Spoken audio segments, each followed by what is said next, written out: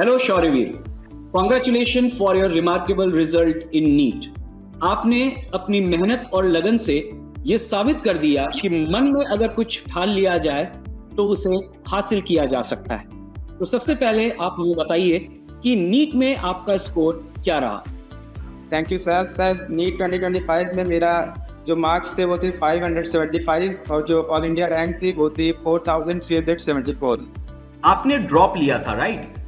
तो जिस वक्त आपने ये डिसीजन लिया उस समय आपके मन में, आपके दिल में क्या चल रहा था कि आप अपना 1 साल और देने वाले हो अपनी प्रिपरेशन के लिए? तो उस समय आपकी स्थिति क्या थी, आपके मन में क्या चल रहा था, वो हमें बताइए। सर ड्रॉप जब ये पता चल गया, क्योंकि सर पिछले साल भी मार्क्स अच्छे थे लेकिन रैंक अच्छी नहीं आ पाई थी, तो ये पता चल गया था कि ड्रॉप लेना ही पड़ेगा। तो उस समय एक इनसिक्योरिटी लग रही थी कि इस साल नहीं हो पाएगा, क्या अगले साल भी हो पाएगा या कभी सिलेक्शन सच में होगा भी। तो ये इनसिक्योरिटी थी और अगले साल का पेपर भी लग रहा था कि इस बार का ईजी आ गया, अगले साल का बहुत टफ ना आ जाए, जैसा हुआ भी। लेकिन फिर सर जब ड्रॉप लेना ही था तो फिर सोचे कि अभी 12th जस्ट पास ही किए हैं तो ड्रॉप लेकर 1 साल उस पर पूरे डिवोट कर देते। फिर जब पढ़ाई स्टार्ट हो गई उसके बाद फिर मैंने नहीं सोचा कि ड्रॉप लिया है या ऐसा कुछ है, फिर मैंने फिर पढ़ाई पर ध्यान दिया केवल। नीट 2024 के बाद नीट 2025 के लिए आपकी प्रिपरेशन कैसे अलग थी? सर जैसे 2024 की जब मैं प्रिपरेशन कर रहा था तो उसमें मैं टेस्ट को बहुत लाइटली लेता था, मैं उसका एनालिसिस भी नहीं करता था, या कोई गलती भी हो जाती थी तो मैं सोचता था कि ठीक है अब एक बार गलती होगी ना, याद ही रहेगा। लेकिन जब 2024 के पेपर में भी इसका बहुत इफेक्ट हुआ था, मेरे कुछ क्वेश्चन इसी वजह से गलत हो गए। तो मैंने जब ड्रॉप लिया और प्रिपरेशन स्टार्ट की तो सबसे पहले मैंने सबसे बड़ा जो काम किया वो किया एक मिस्टेक बुक बनाना, जिसमें मैंने उस साल की गलतियां जो मैंने की थी प्लस जो अब हमारे अपकमिंग टेस्ट होने वाले थे उनकी गलतियां मैंने नोट डाउन करना शुरू कर दिया। तो पहले दूसरे टेस्ट में तो उसका कोई इफेक्ट नहीं दिखा, लेकिन जब धीरे धीरे उसमें गलतियां एक्यूमुलेट होने लगी तो उसके बाद आगे के टेस्ट में उसका काफी इफेक्ट हुआ, काफी अच्छा इफेक्ट हुआ उसका। शौर्यवीर, एलन ऑनलाइन का आपके इस जर्नी में क्या रोल था? यस सर, एलन ऑनलाइन मतलब सबसे अच्छी जो मुझे बात लगती है एलन ऑनलाइन की वो उसकी इंटरैक्टिव क्लासेस।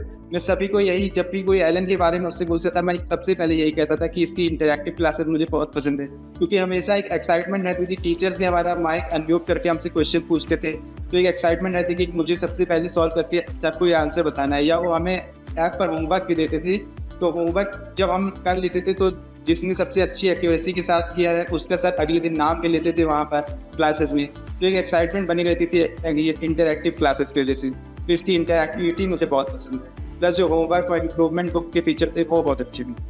क्या एलन की लाइव डाउट क्लासेस, मेंटोरशिप और वेरियस गाइडेंस सेशन से आपका कॉन्फिडेंस बूस्ट अप हुआ था? जी बिल्कुल सर, उसकी जो लाइव डाउट क्लासेस होती थी उससे जैसे 24 में भी मेरे बहुत सारे डाउट रह जाते थे जो कभी सॉल्व नहीं हो पाते थे, तो उनको भी, और प्लस जो मेरी मिस्टेक बुक के जो टेस्ट के क्वेश्चन होते थे प्लस क्लास में जो हमको होमवर्क दिया जाता था वो क्वेश्चन, वो सारे क्वेश्चन में डाउट क्लासेस में पूछता था, तो मेरी जो मिस्टेक बुक की मिस्टेक थी वो भी क्लियर हो रही थी, प्लस हमारी मॉड्यूल्स जो थी जो सर होमवर्क देते थे उससे वो भी डाउट क्लासेस से सॉल्व हो रही थी, प्लस मेंटोरशिप और गाइडेंस सेशन से हमें पता चलता था कि अब नीट में जैसे 4 महीने या 2 महीने बचे तो हमें अब क्या करना चाहिए।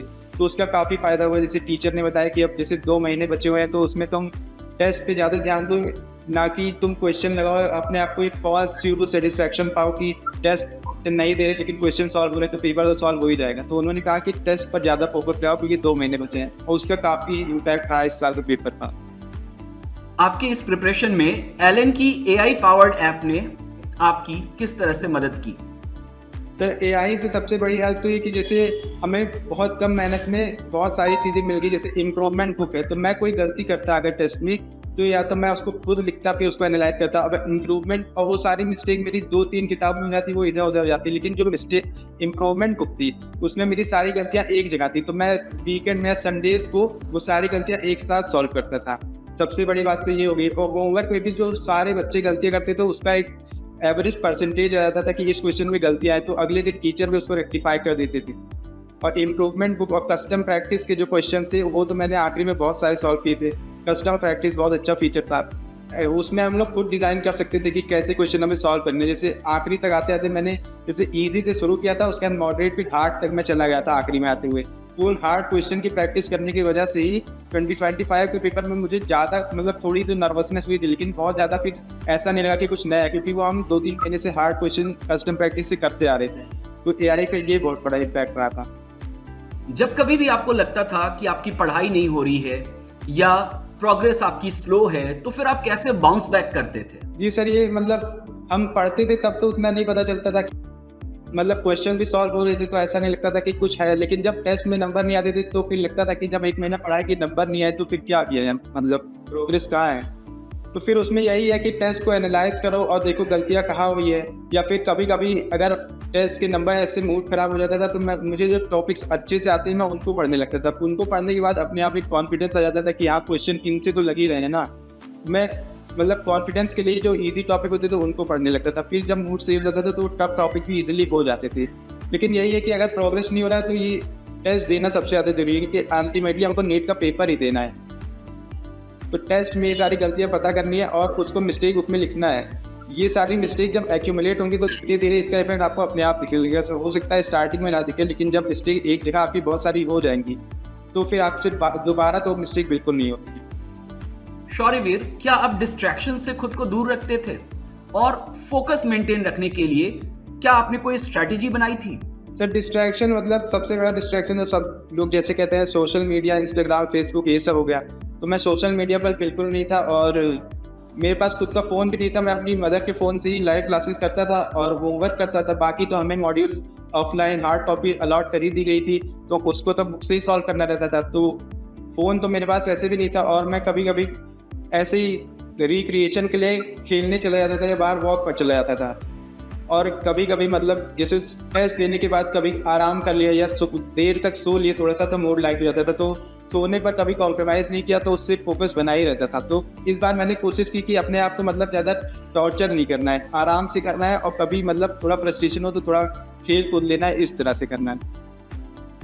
आप उन स्टूडेंट्स को क्या कहना चाहोगे जो 2025 में दोबारा से ड्रॉप लेकर के प्रिपरेशन कर रहे हैं? उन स्टूडेंट्स को मैं यही कहूँगा कि जैसे आप अगर इस साल पेपर नहीं हो पाया तो आपको निराशा ज़रूर होगी। जैसे आपकी जगह मैं भी पिछले साल था तो मैं भी बहुत परेशान हुआ था। लेकिन एक बार अगर आपने डिसीजन ले लिया कि ड्रॉप लेना, तैयारी करनी है, तो फिर पिछला नहीं सोचना कि इस साल नहीं हो पाया तो अगले साल भी हो पाएगा, जैसे मैं भी पहले ही सोचता था। लेकिन आप एक बार जब डिसीजन ले लिया कि ड्रॉप लेना ही है तो फिर सिर्फ पढ़ाई पर फोकस करना है और किसी चीज़ पर ध्यान नहीं देना कि कोई कॉलेज ज्वाइन कर लिया या अगले साल क्या होगा, पेपर कैसा हो जाएगा, ये सब पे बिल्कुल ध्यान नहीं देना है। सिर्फ पढ़ाई पर ध्यान देना है। आखिरी में जब रिजल्ट आएगा तो आपको पिछली सारी चीज़ें अच्छी लगेंगी। अच्छा डिसीजन था वो मेरा।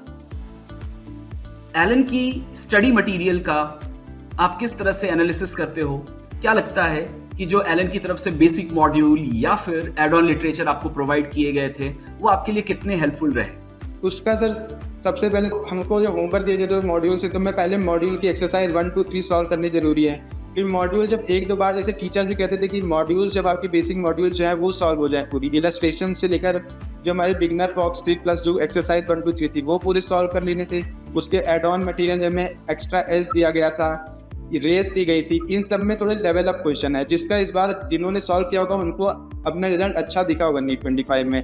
तो ऐसा नहीं करना कि बस इजी क्वेश्चन सॉल्व करने हैं, चाहे पेपर इजी आए चाहे टफ आए, आपको अपना लेवल हमेशा उससे अप ही रखना है। तो एड ऑन मटेरियल भी सॉल्व किया था मैंने, आखिरी में एड ऑन मटेरियल सॉल्व किया था, उनको रिवाइज भी किया था। प्लस जो मेरे टीचर्स इंपॉर्टेंट बात बताते थे उनको मैं मॉड्यूल्स में लिखता था और आखिर में मैंने अपने मॉड्यूल्स में उन बातों को भी रिवाइज किया था, प्लस मिस्टेक भी रिवाइज करी थी और इम्प्रूवमेंट बुक के भी क्वेश्चन कर गया था। एक परसेप्शन है कि नीट 2025 का paper as compare to previous years काफी टफ था। तो ऐसे में जो एलन में आप टेस्ट में अपीयर होते थे, उन टेस्ट में जो क्वेश्चंस आपको मिलते थे, क्या वो उस लेवल को मैच कर पाते थे? जी सर, बिल्कुल। लास्ट में जो हमारे मेजर टेस्ट हो रहे थे उनमें टफ क्वेश्चन आते थे, तो लगता था कि इतने टफ क्वेश्चन तो लास्ट ईयर से नहीं आ रहे, तो इनका क्या रोल है, ऐसे हमें क्यों कराया जा रहा है। उसमें नंबर भी कम आते थे, थोड़ी डिमोटिवेशन भी होती थी।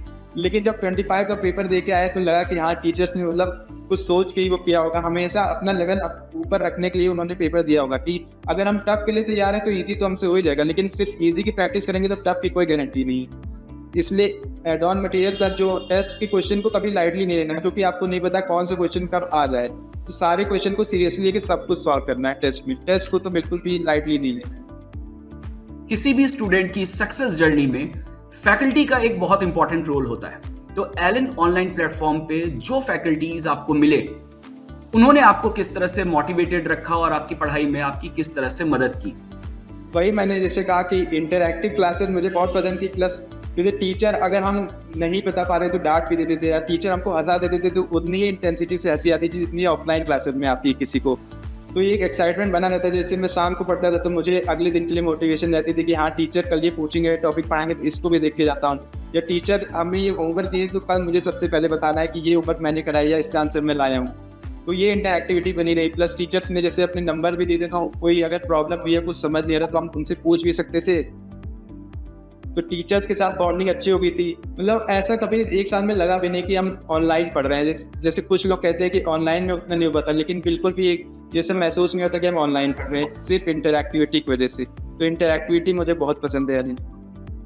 शौर्यवीर, आप काफी स्टूडेंट्स के रोल मॉडल बन चुके हो। आई होप कि आपने ये जो बातें अभी बताई हैं ये उन स्टूडेंट्स के लाइफ में एक गेम चेंजर साबित होगा जो नीट को क्रैक करना चाहते हैं। मैं यही कहूँगा कि जैसे अगर रिजल्ट नहीं आता तो हम थोड़े दुखी हो जाते हैं, लेकिन अगर आपकी पढ़ाई अच्छी है, सिर्फ आपको पढ़ाई करने से ही रिजल्ट मिलेगा और किसी चीज़ से रिजल्ट नहीं मिलेगा।